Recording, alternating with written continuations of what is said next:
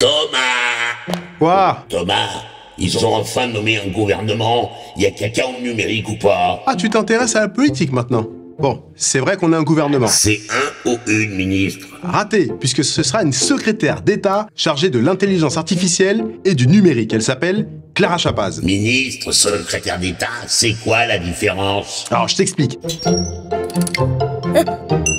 Dans le gouvernement, il y a un protocole. Le Premier ministre est à la tête du gouvernement et les autres ministres suivent. Le secrétaire d'État est quant à lui un échelon en dessous, puisqu'il ne vient au Conseil des ministres que lorsque et uniquement lorsque son sujet est à l'ordre du jour. Et du coup, elle est connue, notre secrétaire d'État?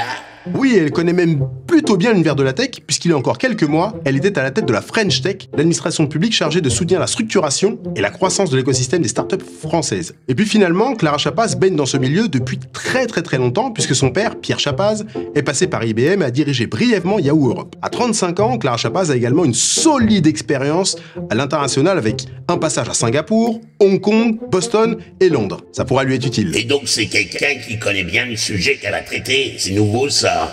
En effet, la seule controverse est liée en fait à sa fonction et à son rattachement. Bah, elle dépend du Premier ministre, ça c'est sûr. Eh ben, non. Elle dépend du ministère de l'Éducation nationale, à la surprise générale. Son prédécesseur, Marina Ferrari, était-elle rattachée directement à l'économie? Cela pose donc question sur la place que va occuper le numérique en France. Alors que c'est un enjeu de société, de souveraineté même, de géopolitique et économique, Michel Barnier a décidé de ne lui accorder qu'une place secondaire. Alors que selon une projection de la Banque mondiale, l'économie numérique devrait représenter 20% du PIB mondial en 2026. Eh, il y a eu des ministres du numérique avant, pourquoi ils ont pas fait pareil?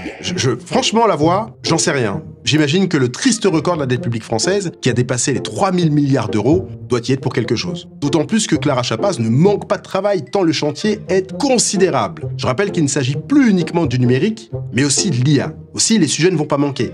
Entre stratégie cloud au gouvernement, protection des données, régulation des réseaux sociaux, soutien à la filière numérique, compétitivité sur l'intelligence artificielle.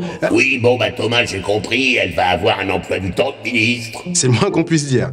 Pour traiter tous ces sujets, Clara Chapaz sera accompagnée d'Edouard Kurt qui devient son directeur de cabinet.